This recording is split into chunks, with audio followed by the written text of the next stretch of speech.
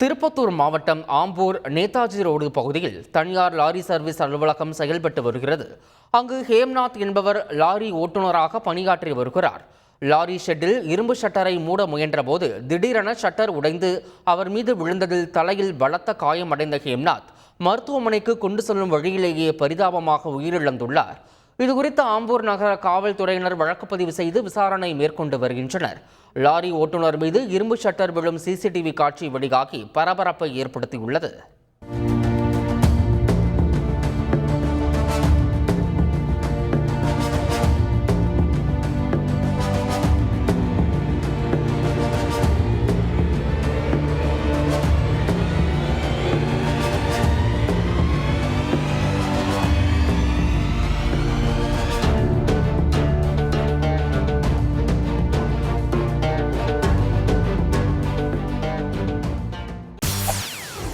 செய்திகளை உடனுக்குடன் தெரிந்து கொள்ள உடனே சப்ஸ்கிரைப் பண்ணுங்க.